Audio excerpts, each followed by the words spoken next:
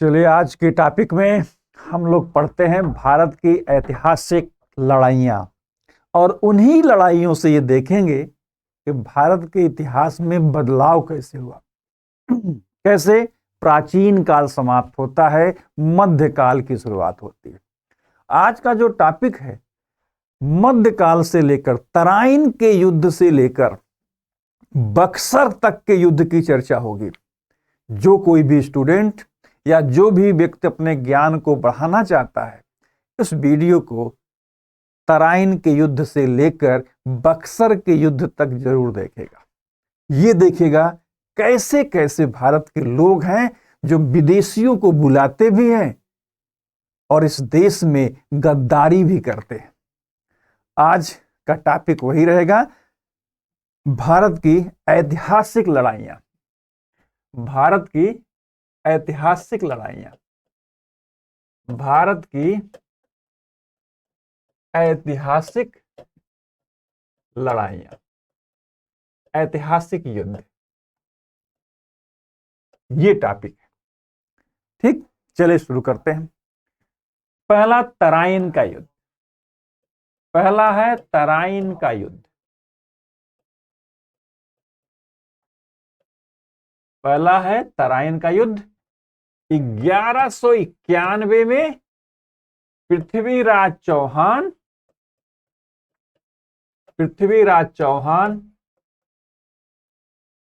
Versus Mohammad Ghori. कौन? मोहम्मद गोरी। इसे पृथ्वीराज तृतीय भी कहते हैं। तराइन का पहला युद्ध। तराइन के पहले युद्ध ने यह दिखाने का प्रयास किया कि विदेशी लोग भारत पर युद्ध करके भारतीय शासकों से जीत नहीं सकते। भारत पर पहला अरबों का आक्रमण या मुसलमानों का आक्रमण 712 ईस्वी में मोहम्मद बिन कासिम ने किया।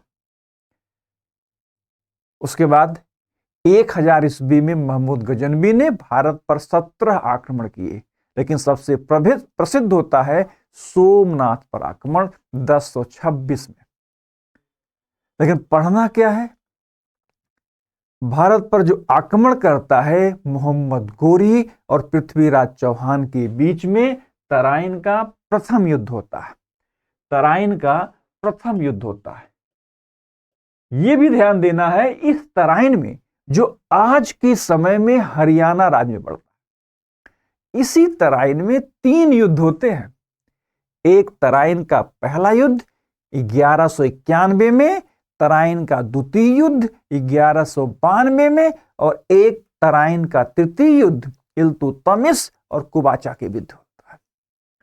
अब ध्यान दीजिए, इस तराइन के पहले युद्ध ने जो 1191 में हुआ, इस तराइन के पहले युद्ध में मोहम्मद गोरी पृथ्वीराज चौहान से हार जाता है। राजपूत शासकों के नियम होते थे कि भागते हुए राजाओं के ऊपर आक्रमण नहीं करना, छिपकर अटैक नहीं करना। तो पृथ्वीराज चौहान ने तराइन के पहले युद्ध में मोहम्मद गोरी को हरा देता है। मोहम्मद गोरी अपनी जान बचा के भागता है और भारत से भाग जाता है। लेकिन समय बदलता, साल बदलते हैं। साल आता है 1192। साल 1192, स्थान यही तराइन, युद्ध का नाम हो जाता है तराइन का द्वितीय युद्ध। तराइन का द्वितीय युद्ध, युद्ध का क्या नाम होता है? तराइन का द्वितीय युद्ध। क्या बदला? टाइम बदला। 1 साल बीतता है, स्थान वही तराइन, विरोधी वही पृथ्वीराज चौहान और मोहम्मद गोरी। पृथ्वीराज चौहान 1 साल तक गोरी को पराजित करने के बाद अपने राज में मस्त, और कहा जाता है यही पृथ्वीराज चौहान जयचंद की पुत्री संयोगिता से गंधर्व विवाह कर लेते। और संयोगिता के पिता का नाम जयचंद। पिता का नाम क्या? जयचंद। ये जयचंद जब देखता है कि मेरी पुत्री को पृथ्वीराज चौहान भगा ले जाते, लव मैरिज शादी होती, ये जयचंद के लिए अपमान से बढ़कर, तो इसी जयचंद ने बदला लेने के लिए इस मोहम्मद गोरी का साथ देता है। भारत में जयचंदों की कमी नहीं है, भारत में मीर जाफरों की कमी नहीं है। तो यही जयचंद किसकी बुलाता है? मोहम्मद गोरी को। मोहम्मद गोरी 1 साल के बाद उसी तराइन के मैदान में आता है, लेकिन 1 साल तक मोहम्मद गोरी फिर से सेना तैयार करता है और फिर से युद्ध की कलाओं को सीखता है। यहां तक रात में सोते समय सपने में इसके आता था कि हम पृथ्वीराज चौहान से हारे क्यों। लोग कहते हैं, इतिहासकार लोग कहते हैं कि मोहम्मद गोरी 1 साल के बाद और आक्रमण ढंग से आया और तैयारी करके आया। इतिहास कहता है कि जो तैयारी करते हैं वही जीतते हैं, जो ख्वाब देखते हैं वो हार जाते हैं। चाहे युद्ध हो, चाहे परीक्षा हो, चाहे एग्जाम हो, तैयारी श्रेष्ठ तो एग्जाम में पास होंगे, नौकरी मिलेगी। युद्ध के मैदान में युद्ध की कलाओं से अगर आप पूरी तरह से परिचित हैं, जानते हैं, हिम्मती हैं, तो युद्ध जीतेंगे। 1 साल के बाद इसी पृथ्वीराज चौहान को ये जयचंद हरा देता है और कुछ इतिहासकार कहते हैं उनको लेके जाता है और जयचंद की हत्या हो जाती है। तराइन के पहले युद्ध ने ये प्रूव किया कि भारत पर विदेशी आएंगे लेकिन जीतेंगे नहीं। महमूद गजनवी लुटेरा था, लेकिन तराइन के दूसरे युद्ध ने कह दिया कि भारतीय शासकों की आपसी वैमनस्यता के नाते विदेशी आएंगे, जीतेंगे। और यहीं से श्री गणेश होता है जयचंदों की। लेकिन मोहम्मद गोरी जानता था कि जो व्यक्ति पृथ्वीराज चौहान के साथ गद्दारी कर सकता है वह हमारे साथ क्यों नहीं करेगा। 2 साल के बाद, कितने? 2 वर्षों के बाद, 2 वर्षों के बाद वही मोहम्मद गोरी जयचंद को पराजित करता है। वही मोहम्मद गोरी किसको पराजित करता है? जयचंद। 2 साल के बाद, 2 साल के बाद किसको पराजित करता है? जयचंद को। अगला युद्ध देखिए, अगला युद्ध है 1194 ईस्वी। युद्ध का स्थान चंदावर। मोहम्मद गोरी हराता है जयचंद को। किसको? जयचंद को। जिस जयचंद ने तराइन के युद्ध में गोरी की मदद की थी, इसी गोरी ने जब देखा और कहता है कि ये व्यक्ति जब अपने देश का नहीं हुआ तो हमारा कैसे होगा, और अंत में इस गोरी ने इस जयचंद को भी हरा देता है। अब भारत पर मोहम्मद गोरी राज करता है। लेकिन दुर्भाग्य देखिए, 1206 ईस्वी में, 1206 में मोहम्मद गोरी की मृत्यु हो जाती है। मोहम्मद गोरी की मृत्यु हो जाती है। गद्दी पर बैठता है उसी का गुलाम कुतुबुद्दीन ऐबक 1206 में। कुतुबुद्दीन ऐबक मोहम्मद गोरी का गुलाम था और मोहम्मद गोरी का युद्धों में मदद बहुत करता था। लेकिन जब 1206 में गोरी की मृत्यु हो जाती है, उसका कोई पुत्र नहीं था, तो गद्दी पर कौन बैठा?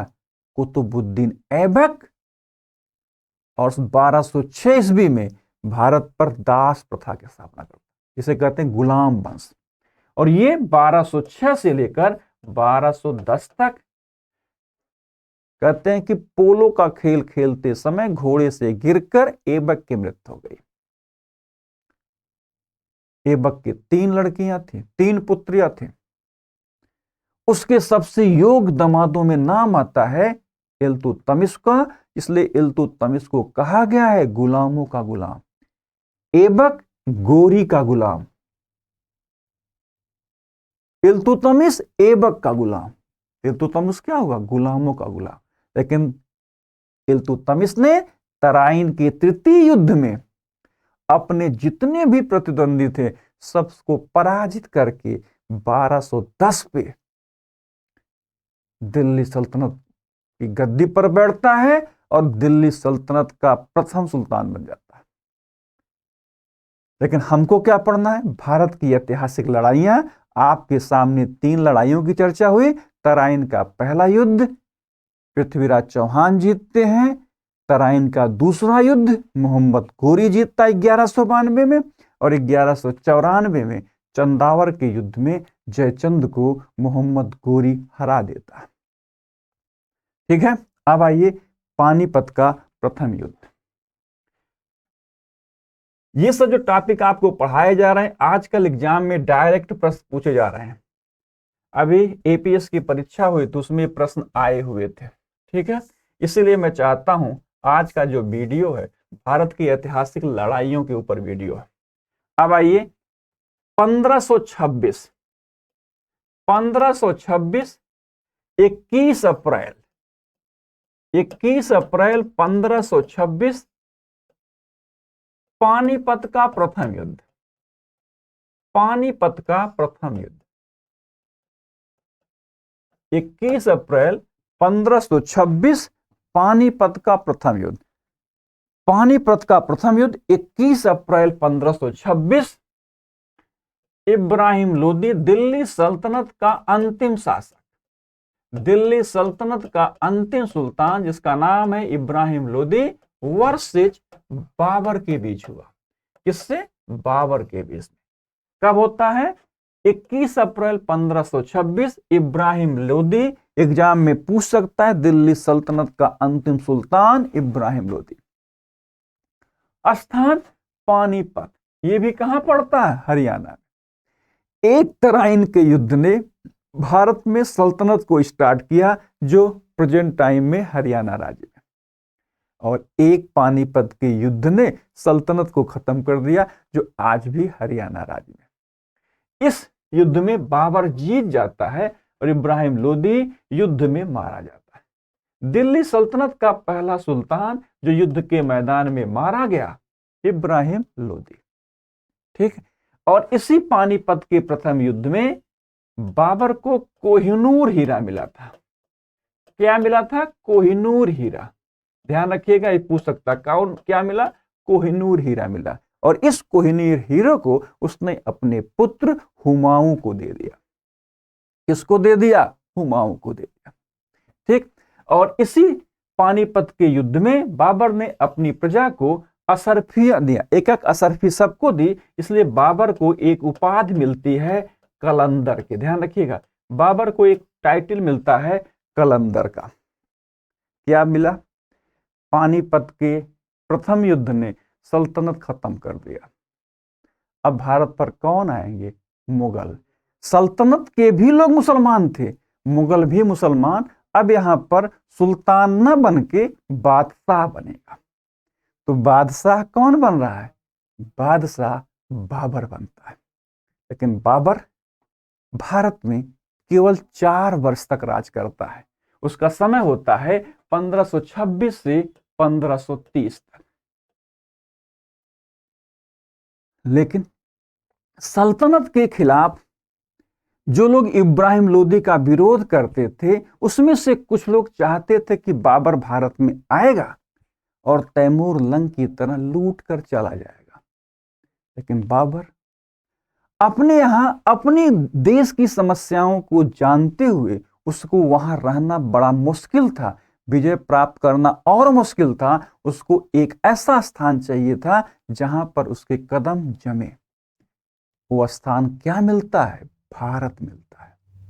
और उसी भारत में उसने पानीपत के पहले युद्ध में बाबर ने तोपों की प्रयोग किया था। और बाबर अपनी बाबरनामा में लिखता भी है कि भारतीयों को लड़ने नहीं आता, भारतीयों को मरने आता है। भारतीयों को लड़ने नहीं आता, भारतीयों को मरने आता। ये बात किसने कहा? बाबर। लेकिन बाबर जैसा सोचा था वैसा नहीं होने वाला, क्योंकि पानीपत के पहले युद्ध में बाबर तो जीतता है। अगला युद्ध तैयार जो उसका राजपूतों से होना है। राजपूत एक ऐसे थे, मर मिटेंगे, पीठ नहीं दिखाएंगे, उसूल के पक्के। और उसका मुकाबला होने जा रहा है राजपूतों के शासक राणा सांगा से। राणा सांगा ने भी पानीपत के प्रथम युद्ध में इनडायरेक्टली बाबर की हेल्प की थी, और वो जानता था कि बाबर लूटेगा, चला जाएगा। लेकिन राणा सांगा को यह एहसास नहीं हुआ। लेकिन राणा सांगा को यह एहसास नहीं हुआ कि बाबर यहां पर रहेगा। तो युद्ध कौन सा होता है? खानवा का युद्ध। कौन सा युद्ध होता है? खानवा का युद्ध। 1 साल के बाद बाबर फिर युद्ध के मैदान में आता है। 1 साल के बाद बाबर खानवा के मैदान में। अगली जो घटना है,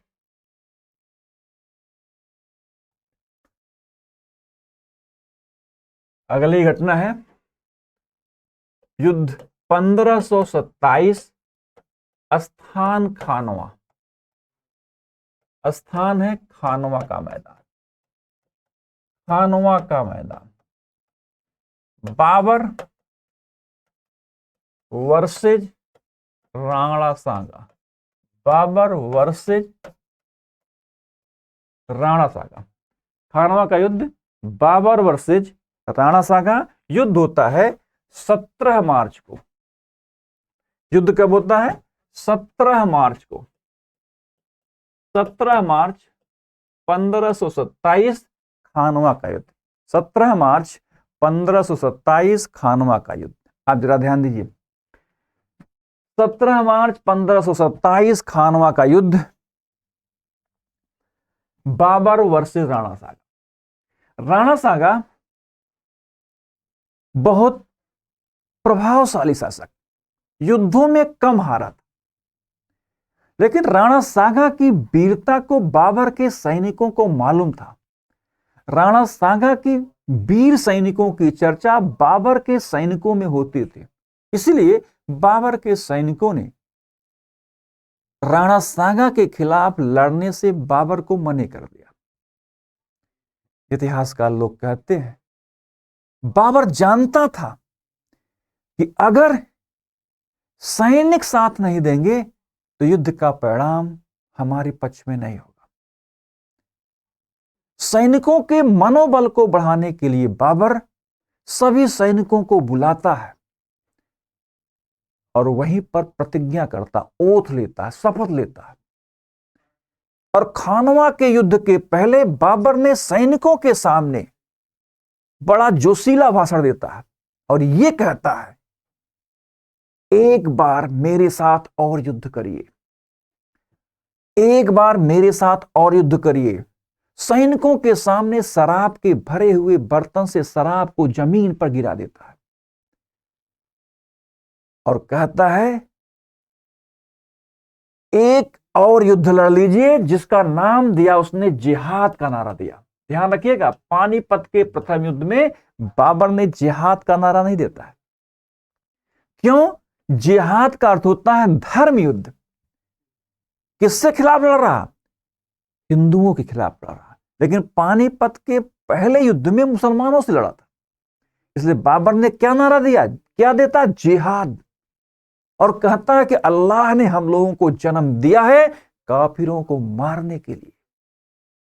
एक बार मेरे साथ और युद्ध करिए, एक बार लड़िए, इसके बाद विजय के बाद आप लोग अपने अपने घर जा सकते हैं। सैनिकों के मन में था इतने दिन से बाबर के साथ हैं, अपने घर की याद आती थी, अपने बच्चों की, बीवियों की याद आती थी, माता पिता की याद आती थी। इसमें बाबर ने जिहाद का नारा दिया। जिहाद का अर्थ होता है धर्म युद्ध। बाबर ये भी कहता है अगर युद्ध लड़ते हुए मारे गए तो जन्नत मिलेगी, अगर युद्ध लड़ते हुए मारे गए तो जन्नत मिलेगी, और अगर जीत गए तो भारत पर राज करने का मौका मिलेगा, और भारत पर राज करोगे जीवन के संघर्ष खत्म हो जाएंगे। कहा जाता है कि इस युद्ध में सैनिकों ने बेजोड़ युद्ध किया। राणा सांगा की बड़ी सेना को बाबर की छोटी सेना 40 से 50 हजार युद्ध में हरा दिए, क्योंकि बाबर का सबसे बड़ा युद्ध का हथियार उसके तोप खाने थे। खानवा के युद्ध में राणा सांगा मारा गया। इसके बाद 1528 में बाबर एक और युद्ध लड़ता है, जिसका नाम है चंदेरी का युद्ध। 1528 में बाबर एक और युद्ध लड़ता है। 1528 में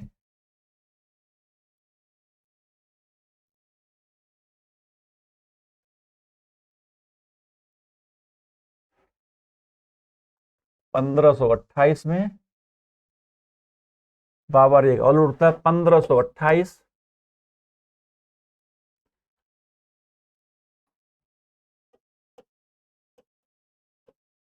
1526 में पानीपत का प्रथम युद्ध लड़ा। 27 में खानवा का लड़ा।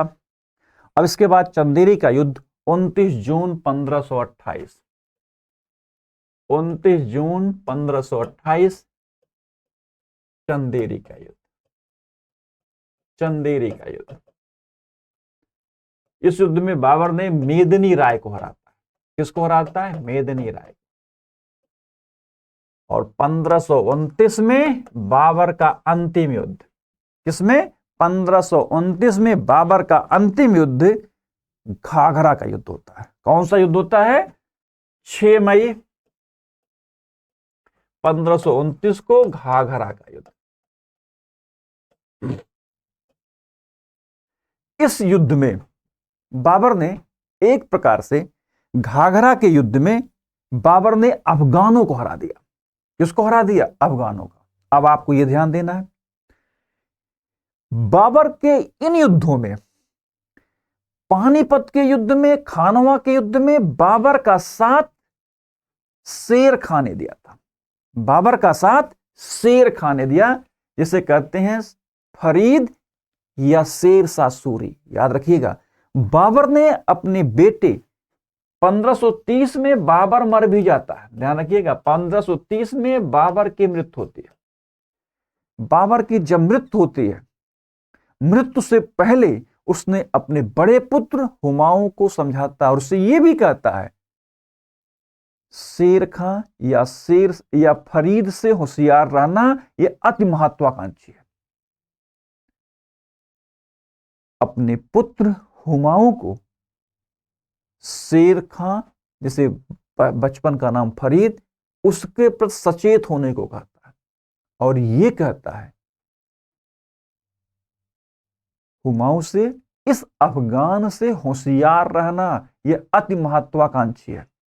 जब 1530 में बाबर मरा तो गद्दी पर कौन बैठा? उसी का पुत्र हुमायूं। उसका पुत्र हुमायूं गद्दी पर बैठता है।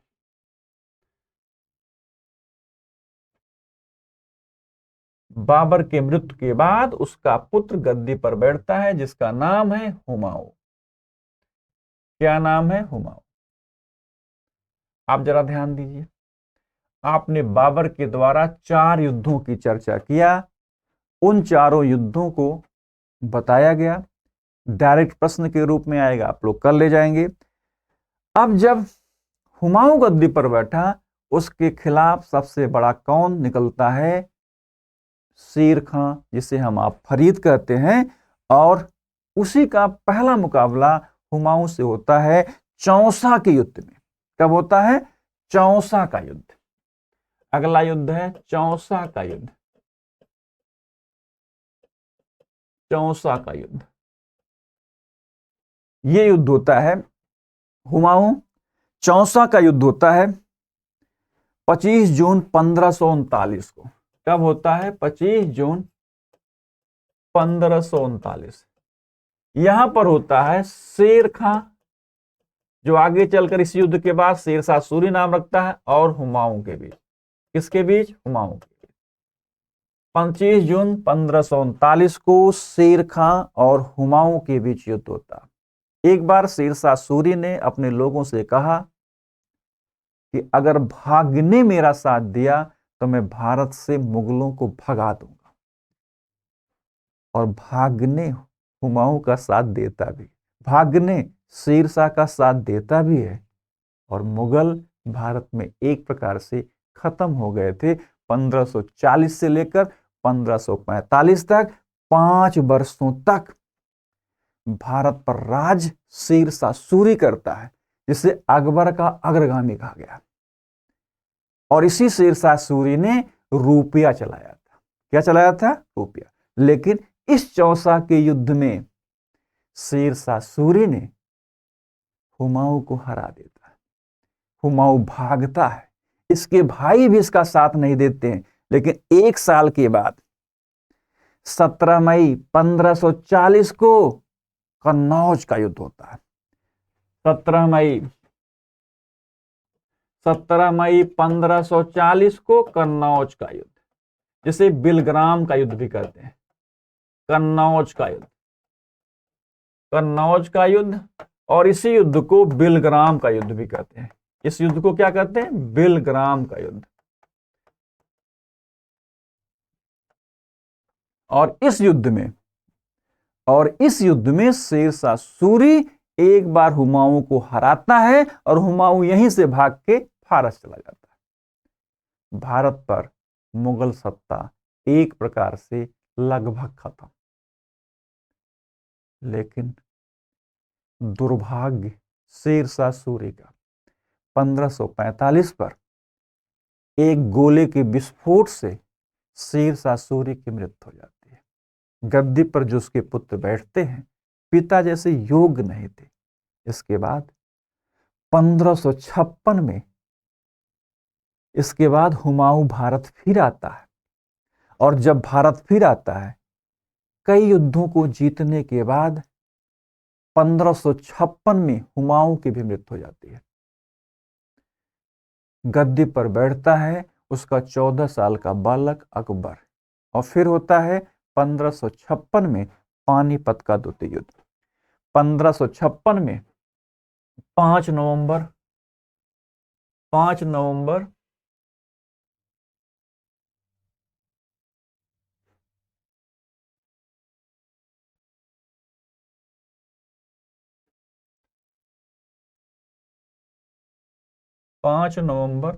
1556 को पानीपत का द्वितीय युद्ध, पानीपत का द्वितीय युद्ध 5 नवंबर 1556। अकबर वर्सेज हेमू, किसके बीच? अकबर वर्सेज हेमू। इस युद्ध में हेमू हार जाता है। भारत पर मुगलों की स्थापना फिर होती। पानीपत के पहले युद्ध ने भारत पर मुगलों को स्थापित किया। पानीपत के द्वितीय युद्ध ने पूरी तरह स्थापित कर दिया कि अब भारत पर बाबर का पोता अकबर गद्दी पर बैठेगा। लेकिन इन्हीं सब के बीच में एक और युद्ध होता है, जिस युद्ध की चर्चा करना बहुत जरूरी है, तालीकोटा का युद्ध। कौन सा युद्ध होता है? तालीकोटा का युद्ध। एक युद्ध और होता है जिसका नाम है तालीकोटा का युद्ध, होता है 1565 के युद्ध में, और ये युद्ध विजयनगर राज्य को समाप्त कर देता, विजयनगर साम्राज्य को खत्म कर देता। तालीकोटा के युद्ध में 4 मुस्लिम राज्य मिलकर विजयनगर के खिलाफ युद्ध करते हैं। 4 मुस्लिम राज्य, जिसमें बीजापुर, अहमदनगर, गोलकुंडा और बीदर, इन चारों ने मिलकर तलीकोटा के शासक रामराय के ऊपर अटैक कर दिया। बीजापुर, गोलकुंडा, अहमदनगर और बीदर। लेकिन इस युद्ध में बरार इनके साथ नहीं था। कौन? बरार साथ में नहीं था। और साथ में लड़ने वाले कौन थे? बीजापुर, बीजापुर का शासक, अहमदनगर का शासक, अहमदनगर का, गोलकुंडा का और बीदर का। इन शासकों ने मिलकर दक्षिण भारत में विजयनगर राज्य पर आक्रमण करते हैं, जिस युद्ध में बरार साथ नहीं देता। कौन नहीं देता? बरार। और इसी को, तालीकोटा के युद्ध को, राक्षसी तरंगड़ी वाला या मच्छीवाड़ा वाला या बन्नी हट्टी का युद्ध कहते हैं। और इस युद्ध में विजयनगर राज्य एक बार खत्म हो जाता है। अब इसके बाद अकबर के समय एक ऐतिहासिक युद्ध होता है, जिसे हम कहते हैं हल्दी घाटी का युद्ध। अकबर के समय एक ऐतिहासिक युद्ध होता है, जिसे कहते हैं हल्दी घाटी का युद्ध, जिसे कहते हैं हल्दी घाटी का युद्ध। अकबर के समय एक ऐतिहासिक युद्ध हुआ, जिसे हम लोग कहते हैं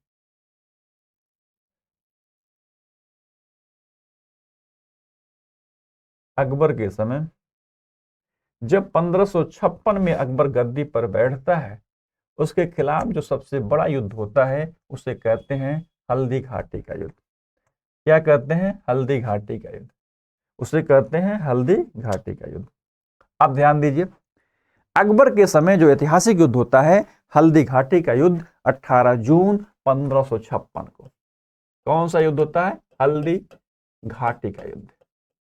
हल्दी घाटी का युद्ध 18 जून 1576 को। इस हल्दी घाटी के युद्ध में, हल्दी घाटी के युद्ध में अकबर ने महाराणा प्रताप को हराता। महाराणा प्रताप को हराता। हल्दी घाटी के युद्ध में अकबर ने महाराणा प्रताप को हराता। इसके बाद जो अगला युद्ध होता है 1739 में करनाल का युद्ध। कौन सा होता है? करनाल का युद्ध। याद रखिएगा, करनाल का युद्ध। इस युद्ध में भारत पर आक्रमण करता है ईरान का नादिर शाह, जिसे ईरान का नेपोलियन कहा गया। इस नादिर शाह ने जब भारत पर आक्रमण किया, उस समय भारत पर मोहम्मद शाह नामक शासक का शासन था, जिसे रंगीला कहा गया। और इसने भारत को लूटता है। कौन? नादिर शाह। कौन लूटता है? नादिर शाह। और इसे ईरान का नेपोलियन कहते हैं। क्या कहते हैं? ईरान का नेपोलियन। मोहम्मद शाह, मुगल शासक मोहम्मद शाह को रंगीला कहा गया। ठीक है। अभी आपको हमने 1293 से लेकर 1739 तक उन युद्धों की चर्चा की जो भारत की सबसे जो भारत की सबसे हिस्टोरिकल युद्ध है। लेकिन जैसे ही मुगल कमजोर हुए, भारत में व्यापार करने के लिए अंग्रेज चले आए। कौन चले आए? अंग्रेज। जैसे जैसे इटली में रेनेसा की स्टार्टिंग हुई, जैसे ही इटली में पुनर्जागरण हुआ, वैसे ही विज्ञान का भी युग आता। समुद्र के माध्यम से भारत को खोजने की बात होती है। तो भारत को खोजकर भारत के साथ व्यापार करना, लड़ना नहीं, व्यापार करना। तो व्यापार करने के लिए भारत के साथ कौन कौन निकलते हैं? पुर्तगाली निकलते हैं। कौन निकलता है? डच निकलता है। फिर कौन निकलते हैं? अंग्रेज निकलते हैं। फिर कौन चलते हैं? डेनमार्क के लोग चलते हैं। फिर कौन चलते हैं? फ्रांसीसी। तो स्वाभाविक इतने लोग भारत के साथ व्यापार करने के लिए चलते हैं। लेकिन याद रखिएगा, समुद्र में वही आदमी सफल होगा जिसकी नौसेना मजबूत होगी, जिसकी नौसेना मजबूत होगी। तो जिसकी नौसेना मजबूत होगी वही भारत पर राज करेगा। और इस दृष्टिकोण से भारत पर जो सबसे पहले कौन आते हैं? पुर्तगाली। भारत पे सबसे पहले कौन निकले? पुर्तगाली। इसके बाद कौन आता है? डच। फिर कौन आते हैं? अंग्रेज। फिर इसके बाद डेनमार्क, इसके बाद फ्रांसीसी। ये लोग भारत पर आक्रमण कर, ये भारत पर ये सब क्या करने चले हैं? व्यापार करने के लिए। लेकिन भारत में सफलता मिली। सबसे पहले वास्को डिगामा ने भारत की खोज किया। वास्को डिगामा ने भारत की खोज की। ठीक, वास्को डिगामा भारत पर खोज करता है। कौन था? पुर्तगाल का एक नाविक था। लेकिन वैसे तो भारत की खोज करने के लिए कोलंबस निकलता, लेकिन उसने अमेरिका की खोज की। वास्को डिगामा जब भारत की खोज करता है और व्यापार करके जब पुर्तगाल जाता है, जो इतिहास की किताबों में लिखा है, अगर उसने पुर्तगाल से 1 रुपए लेके आया था तो 60 रुपए कमा के गया, 60 गुना प्रॉफिट। उसी को देख ही देखा और लोग भारत चलते हैं। डच चले, अंग्रेज चले, फिर डेनमार्क के लोग आए, फिर फ्रांसीसी। लेकिन याद रखिए, समुंदर में शासन वही करेगा जिसकी नौसेना मजबूत होगी। पुर्तगाली भारत में सबसे पहले आते हैं, सबसे बाद में जाते हैं। तो पुर्तगालियों ने अपनी राजकुमारी की शादी अंग्रेज राजकुमार से कर दी। लेकिन अंग्रेजों की तरह जब 1600 ईस्वी में ईस्ट इंडिया कंपनी की स्थापना हुई, उस समय भारत में मुगल शासक अकबर था। कौन था? अकबर।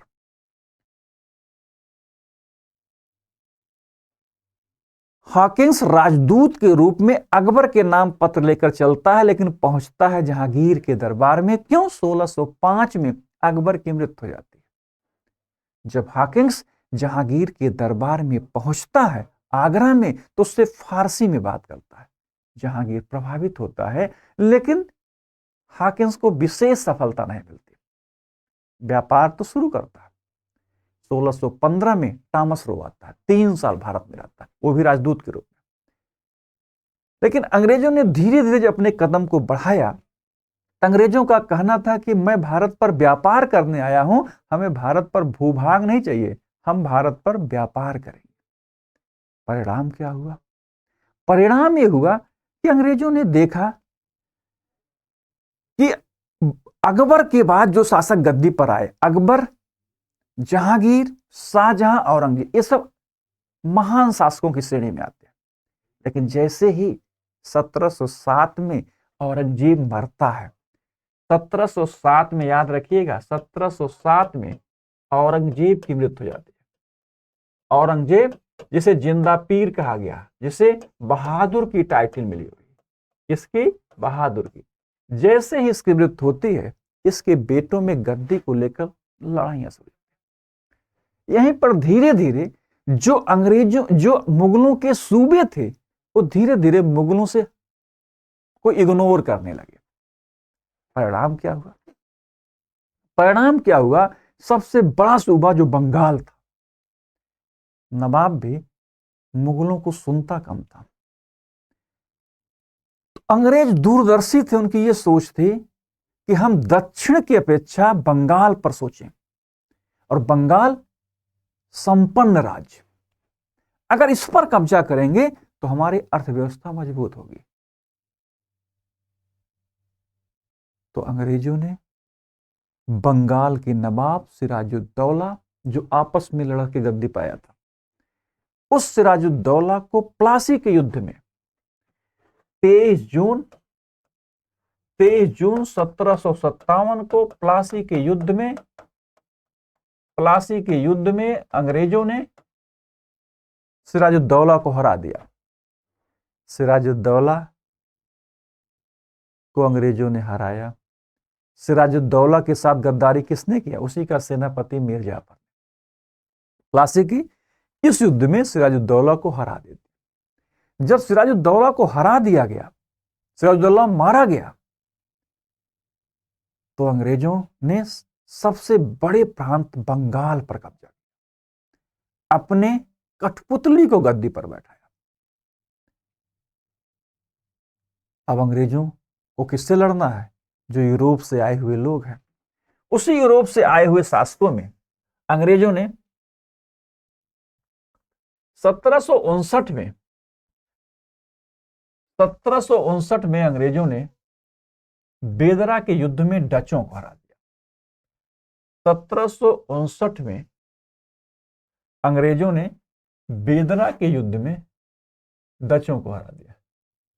1759 में अंग्रेजों ने बेदरा के युद्ध में 25 नवंबर 1759 को युद्ध होता है बेदरा का, बैटल ऑफ बेदरा। बेदरा के युद्ध में अंग्रेजों ने डचों को हराया। किसको हराया? अंग्रेजों ने डचों को हरा दिया।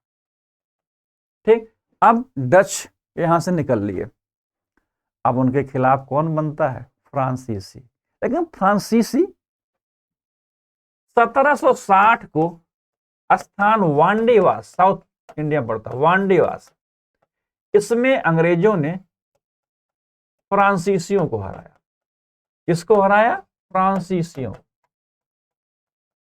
अंग्रेजों ने फ्रांसीसियों को हरा दिया। 1707 वांडीवास का युद्ध। 22 जनवरी 1760 को अंग्रेजों ने वांडीवास के युद्ध में फ्रांसीसियों को हरा दिया। प्लासी में भारत के सबसे बड़े प्रांत पकड़ कर कब्जा किया। यहां से इनकी स्थिति अब मजबूत होगी। कठपुतली को गद्दी पर बैठाया। नाम मीर जाफर। जब मीर जाफर ने कुछ विरोध किया तो उसको लात मार के भगाया। उसके दामाद मीर कासिम को लाया। याद रखिएगा, कठपुतलियों का यही हाल होता है। मीर कासिम को बैठाता है। उससे पहले 25 नवंबर 1759 को बेदरा में डचों को हराया कि निकल लो तुम लोग, अब भारत में मत रुकना। 22 जनवरी 1760 को साउथ इंडिया में वांडीवास के युद्ध में फ्रांसीसियों को हरा दिया। अब भारत पे कौन बचता है? लेकिन एक था मराठे। लेकिन मराठे अति उत्साही, अति मूर्खता बस 1761 में पानीपत का तृतीय युद्ध होता है। 1761 में पानीपत के तृतीय युद्ध में 1761 के पानीपत के तृतीय युद्ध में जो 14 जनवरी 1761 को होता है। कब होता है? 14 जनवरी 1761।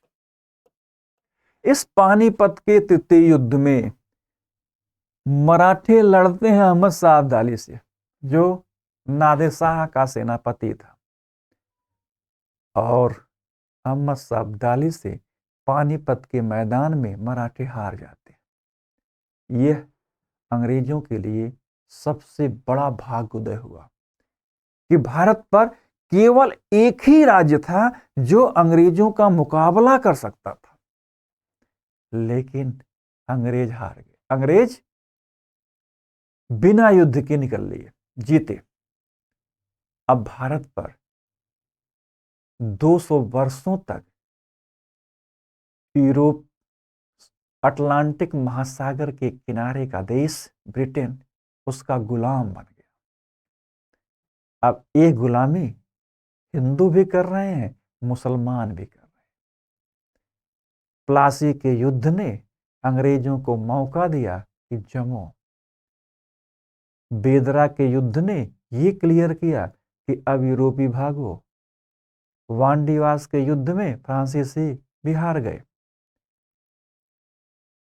पुर्तगाली अंग्रेज राजकुमार से अपनी राजकुमारी की शादी कर दी, इसलिए पुर्तगाली देश में पहले आए और सबसे बाद में जाते हैं।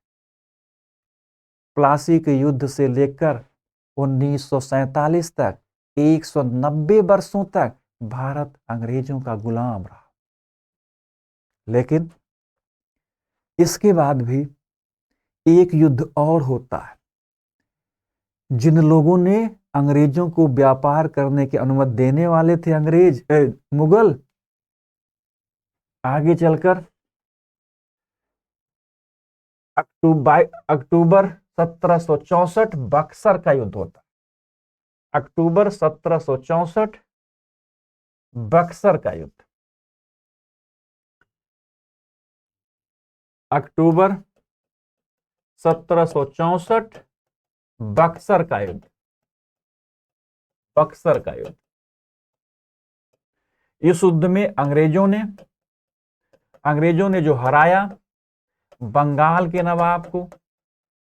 बंगाल के नवाब जो पहले उनका कठपुतली था, फिर अवध का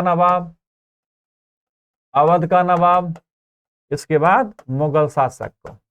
इसको मुगल शासक को पहली बार ऐसा हुआ कि इस युद्ध में अंग्रेजों ने भारत के 3 शासकों को हराया। किसको? बंगाल के नवाब को। किसको? अवध के नवाब को। अवध की पहली राजधानी कहां थी? फैजाबाद। अब फैजाबाद नाम बदल दिया गया, अयोध्या हो गया, जहां पर 22 जनवरी के दिन राम के मंदिर का प्राण प्रतिष्ठान। फिर मुगल शासक को। इन सब युद्धों को जीतने के बाद अब अंग्रेजों का मुकाबला करने वाला कौन बचा? कोई नहीं बचा। और प्लासी के युद्ध के 100 साल के बाद 1857 की क्रांति होती है। 1857 की क्रांति। और इस युद्ध ने और इस क्रांति ने भारत पर यह किया कि अब अंग्रेज भी होशियार हो जाओ। प्लासी के युद्ध के 100 साल के बाद भारत में एक क्रांति होती है, 1857 की क्रांति। उसके 28 साल के बाद एक पार्टी का गठन होता है, कांग्रेस। लेकिन 1947 में देश आजाद होता है। कितने? 1947 में देश आजाद हुआ। 1947 में जब देश आजाद हो जाता है, 1947 में देश आजाद हुआ। 1947 में देश आजाद हुआ। अब याद रखिए, 1947 में जब देश आजाद हुआ तो भारत पर चीन ने 1962 पर आक्रमण कर दिया। 1962 में भारत पर चीन ने आक्रमण किया। 1965 में भारत और पाकिस्तान के बीच युद्ध होता है। 1965 में क्या होता है? भारत और पाकिस्तान के बीच युद्ध होता है। और इसके बाद 1971 में फिर पाकिस्तान से युद्ध होता है। किससे? पाकिस्तान से युद्ध होता है। और यहीं पर बांग्लादेश का जन्म होता है। बधाई हो, बांग्लादेश हुआ। किसका जन्म हुआ? बांग्लादेश का। लोगों ने इंदिरा गांधी से कहा कि बधाई हो, बांग्लादेश हुआ। लेकिन इन युद्धों के बीच में 2 विश्व युद्ध हुए थे। प्रथम विश्व युद्ध जो हुआ था 1914 से लेकर 1918 के बीच में था। फर्स्ट वर्ल्ड वॉर 28 जुलाई 1914 को शुरू होता है। 28 जुलाई 1914 को शुरू होता है, 11 नवंबर 1918 तक चलता है। कब होता है? 28 जुलाई 1914 शुरू होता है, फिर 18 नवंबर 19, और इसके बाद 1939 से लेकर 1945 तक दूसरा विश्व युद्ध होता है। यह हुआ भारत की ऐतिहासिक घटनाएं, भारत की ऐतिहासिक युद्ध, जो मैंने आपको तराइन के युद्ध से शुरू किया और पहुंचाया कहां पर? 1971 में भारत पाकिस्तान के बीच युद्ध पैदा कौन हुआ? बांग्लादेश। और उसके बाद 1999 कारगिल का युद्ध, और भारत के द्वारा पाकिस्तान पर सर्जिकल स्ट्राइक, जो आप लोग जानते हैं। क्या सीख मिला? तराइन के पहले युद्ध ने भारत पे शासकों में यह दिखाया योग्य हैं, गोरी को हराते हैं। लेकिन तराइन के द्वितीय युद्ध ने यह सबक देता है कि शासक भले योग्य हो, लेकिन उसको युद्ध कला या अपने सैनिकों को हमेशा तैयार रखना चाहिए, जो काम मोहम्मद गोरी ने किया। और 1206 में सल्तनत की स्थापना होती है। 1206 से लेकर 1526 तक 320 वर्ष तक भारत पर सल्तनत का काल चलता है। लेकिन पानीपत के पहले युद्ध ने सल्तनत को समाप्त कर दिया। पानीपत के पहले युद्ध ने सल्तनत को समाप्त कर दिया। पानीपत के पहले युद्ध ने जो सल्तनत को समाप्त किया, और यहीं पर सुल्तान गायब होते हैं, गद्दी पर बैठते हैं मुगल, जिसे कहा गया पादशाह, जिसे कहा गया बादशाह।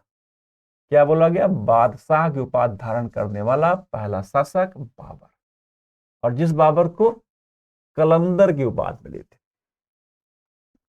उसके बाद भारत पर यूरोपियों का आगमन होता, पहले पुर्तगाली, फिर डच, फिर अंग्रेज, फिर डेनमार्की, फिर फ्रांसीसी। आपसे मैंने बताया कि जीतेगा वही जिसकी नौसेना मजबूत। नौसेना किसकी मजबूत थी? अंग्रेजों की। अंग्रेजों की शुरुआत का नारा था कि हम भारत में आए हैं व्यापार करने के लिए, युद्ध करने नहीं। फिर बाद में नारा बदलता है, हम व्यापारी नहीं, हमको भूभाग चाहिए, और 200 वर्षों तक भारत को गुलाम बना के रखा। शुरुआत करते हैं प्लासी के युद्ध से, 23 जून 1757। 100 वर्ष के बाद 1857 की क्रांति, 28 साल के बाद कांग्रेस की पार्टी गठन एक अंग्रेज करता है। 1947 में देश आजाद होता है। प्लासी के युद्ध, फिर बक्सर का युद्ध, इन युद्धों ने यह सीख दिया कि अब भारत पर राज हिंदू और मुसलमानों पर करने कौन आया है? अंग्रेज आए। और उन्होंने 200 वर्षों तक भारत को सोने की चिड़िया को लूटा।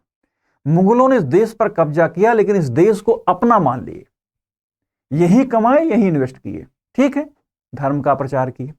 लेकिन अंग्रेजों ने इसे एक कॉलोनीज बनाया, एक उपनिवेश बनाया। अब इसी इतिहास में एक टॉपिक और है, बड़ा इंटरेस्टिंग है, मॉडर्न हिस्ट्री में बहुत बार पूछा जाता है। 1893 का वर्ष, 1893 का वर्ष, 1893 का वर्ष, 1893 का वर्ष, 1893 का वर्ष, 1893 का वर्ष एक परिवर्तन बिंदु, एक परिवर्तन बिंदु। जरा इस पे ध्यान दीजिएगा आप लोग। वीडियो थोड़ा लंबा है, उसे आप लोग देखिएगा, न इच्छा हो तो रोक दीजिएगा, फिर आगे मन हो तो फिर देखिएगा। 1893 का वर्ष एक परिवर्तन बिंदु, 1893 ईस्वी का वर्ष एक परिवर्तन बिंदु। अब जरा ध्यान दीजिए, इस 1893 ईस्वी में 5 बड़ी महत्वपूर्ण घटनाएं हुई। कितनी हुई? 5 हिस्टोरिकल इवेंट्स हुए। एक ऐसे इवेंट्स जो भारत को मजबूती से विश्व के सामने लाता है, और भारत में अंग्रेजों का विरोध करने वाले भी लोग आते हैं। एक ऐसी विदेशी महिला आती है जो कहती है कि मैं भारतीय हूं, मेरा पूर्व जन्म बनारस में हुआ था। 1893 ईस्वी। पहली घटना देखिए, अमेरिका की खोज 1492 ईस्वी में हुई। किया वास्को डी गामा। अमेरिका की खोज के 400 साल पूरे होने पर, इसे सुनिए, अमेरिका की खोज के 400 साल पूरे होने पर 1893 में शिकागो में धर्म सम्मेलन होता है। कहां पर? शिकागो में। शिकागो में धर्म सम्मेलन होता, शिकागो में धर्म सम्मेलन। पहला महत्वपूर्ण घटना, एक ऐसा भारतीय जिसका बचपन का नाम नरेंद्र, खेतड़ी के राजा की सलाह से नाम रखता है विवेकानंद। स्वामी रामकृष्ण परमहंस का शिष्य 1893 में 11 सितंबर के दिन अमेरिका के शिकागो में भाग लेने पहुंचता है। बड़े संघर्षों से पहुंचता है। उम्र 30 साल का व्यक्ति, 30 साल का व्यक्ति 11 सितंबर 1893 अमेरिका के शिकागो शहर में पहुंचता है। गुलाम देश का व्यक्ति, लोगों ने ध्यान ही नहीं दिया। गेरुआ वस्त्र पहने हुए, भगवा कलर में। कहा गया कि बहुत देर में उनको बोलने की नौबत आई। जब मौका मिला तो हिंदू धर्म की पताका को गाड़ता है, और पहले ही शब्द से लोग भाव विभोर उठे जब वो कहता है, अमेरिका के भाइयों और बहनों। इस उच्चारण को सुनकर सभा में बैठे हुए सभी लोग शांत हो जाते हैं और ये कहते हैं, ये व्यक्ति बोल क्या रहा है। और जब वो स्पीच देना शुरू करता है, समय बढ़ाने की मांग होती है, समय बढ़ता है। दूसरे दिन अमेरिका का एक फेमस पेपर जिसका नाम है न्यूयॉर्क हेराल्ड, उसमें निकलता है कि विवेकानंद को सुनने के बाद यह एहसास हुआ कि भारत में ईसाई मिशनरियों को भेजना मूर्खता का प्रतीक। विवेकानंद को सुनने के बाद कौन भाग लेता है? विवेकानंद, स्वामी विवेकानंद। एक व्यक्ति इनसे आकर मिलता है और कहता है कि स्वामी जी, हमें हिंदू धर्म में कन्वर्ट कर लीजिए। स्वामी जी का जवाब सुनिए आप लोग। उन्होंने कहा, जो लोग धर्म को बदलने का प्रयास करते हैं, धर्म परिवर्तन करना चाहते हैं, उनके लिए स्वामी विवेकानंद एक आईने के रूप में। उन्होंने कहा कि हिंदू धर्म परिवर्तन नहीं कराता, धर्म का ज्ञान देता है। आप जिस धर्म में हो, सभी धर्म अच्छे हैं, सभी धर्मों का एक ही चीज है, ईश्वर एक है। सभी धर्मों का एक ही निष्कर्ष है, मानवता की सेवा करना। हम धर्म परिवर्तन करने नहीं आए, हम धर्म का प्रचार करने आए। आप मेरे धर्म से सीखिए। और कहा विवेकानंद ने, अगर भारत का अध्यात्मवाद यूरोप के भौतिकवाद से मिलाया जाए तो संसार में अच्छे दिन की शुरुआत होगी। तो पहली घटना क्या हुई? शिकागो के धर्म सम्मेलन में स्वामी विवेकानंद का भाग लेना, और सभा में बैठे हुए हर व्यक्ति विवेकानंद से प्रभावित होता है। न्यूयॉर्क हेराल्ड में के पेपर के पहले पेज पर निकलता है, एक सन्यासी को सुनने के बाद यह एहसास हुआ कि भारत में ईसाई मिशनरियों को भेजना मूर्खता का प्रतीक। और यहीं पर लोगों ने इनको क्या कहा? साइक्लोनिक मंक, एक तूफानी हिंदू। और विवेकानंद ने यहीं से कहा कि गर्व से कहो कि मैं हिंदू हूं। दूसरी घटना पर आइए। 1893 की दूसरी घटना। एक ऐसा भारतीय जो अब्दुल्ला का मुकदमा लड़ने साउथ अफ्रीका जाता, नाम मोहनदास करमचंद गांधी। 1893 में यही महात्मा गांधी, तब महात्मा नहीं थे, मोहनदास करमचंद गांधी थे। कहां जाते हैं? South Africa. साउथ अफ्रीका की ट्रेन में फर्स्ट क्लास की बोगी से धक्के देकर उतारा गया। व्यक्ति ने इसको चैलेंज के रूप में लिया और वहां पर सत्याग्रह के माध्यम से भारतीयों की मांगों को मनवाता है। 1906 में सत्याग्रह की स्थापना भी करता है। और जब यही मोहनदास करमचंद गांधी 1915 में मोहनदास करमचंद गांधी, जब यही मोहनदास करमचंद गांधी 1915 में भारत वापस आते हैं। कब? 1915 में भारत वापस आते हैं। 1917 में चंपारण की घटना होती है। यहीं पर उनको महात्मा की उपाधि मिलती है। जो सत्याग्रह का बीज उन्होंने साउथ अफ्रीका में बोया, वही भारत में, और यहीं पर उनको टाइटल मिलती है महात्मा की। आगे चलकर इनको टाइटल मिलती है राष्ट्रपिता की। आज उसी राष्ट्रपिता को 30 जनवरी 1948 को नाथूराम गोडसे ने दिल्ली में 5:15 बजे गोली से मार दिया था। 1893 की पहली घटना, शिकागो के धर्म सम्मेलन में विवेकानंद का भाग लेना। दूसरी घटना, महात्मा गांधी का साउथ अफ्रीका जाना, नाम मोहनदास करमचंद गांधी, आते हैं भारत, महात्मा की टाइटल मिलती है। अब आइए तीसरी घटना। 1893 की जो तीसरी घटना है, 1893 की तीसरी घटना में एनी बेसेंट आयरलैंड की महिला, और 1917 में कांग्रेस की पहली महिला अध्यक्ष। ध्यान रखिएगा, 1917 में कांग्रेस की पहली महिला अध्यक्ष बनती है। जब एनी बेसेंट इंडिया आती हैं 1893 को 16 नवंबर के दिन 1893 में इंडिया आती हैं तो वाराणसी में रहने लगते हैं। कहां पर? वाराणसी में। और कहते हैं कि मेरा पूर्व जन्म भारत में हुआ। और उनका एक कहना था एनी बेसेंट का, मैं हृदय से तुम्हारे साथ हूं। एनी बेसेंट कहती हैं कि मैं हृदय से तुम्हारे साथ हूं और संस्कृत से भी हूं। हृदय से तुम्हारे साथ हूं और भारतीय कल्चर के साथ भी तुम्हारे साथ हूं। तुम ही लोगों में से मैं एक हूं। एनी बेसेंट 1917 में कांग्रेस की पहली महिला अध्यक्ष।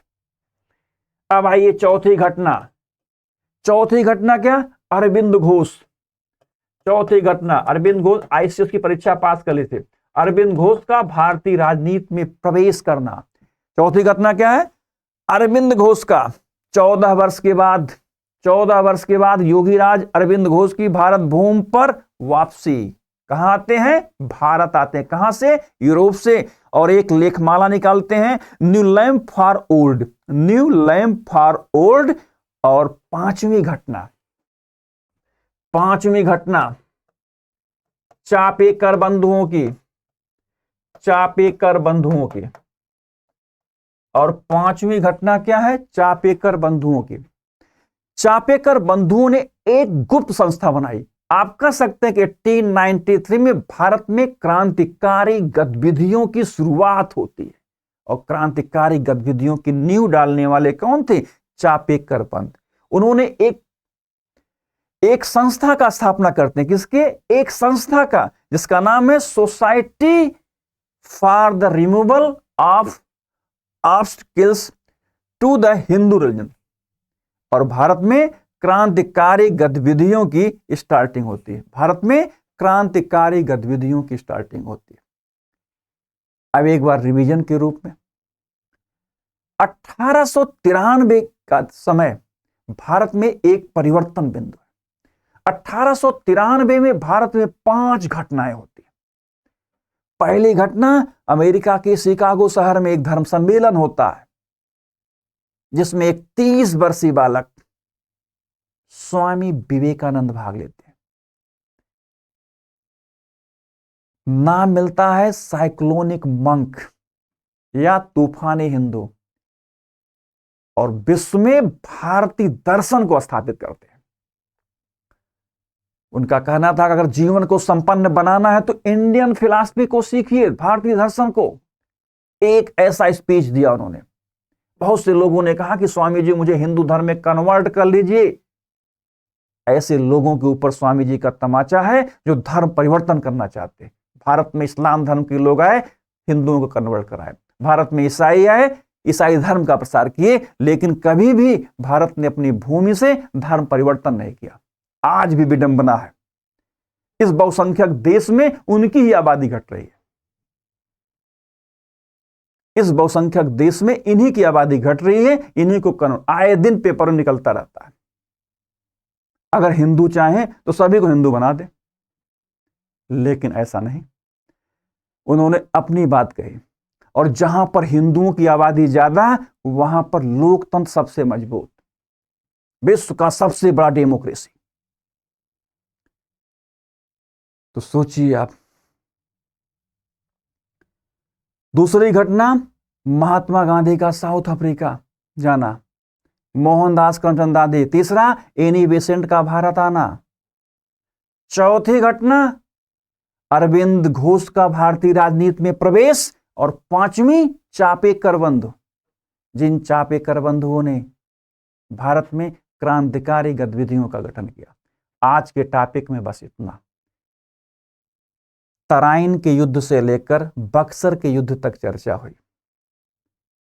उसके बाद 1893 जो एक परिवर्तन बिंदु था, वहां तक की चर्चा की गई। एक परिवर्तन बिंदु था, वहां तक चर्चा की गई। तो आप लोग इस चैनल से जुड़िए, इसको लाइक भी करिए और सब्सक्राइब भी करिए। हर परीक्षा में जो आज पढ़ाया गया है, ये आपको मिलेगा। हर एग्जाम में इससे संबंधित प्रश्न आएंगे।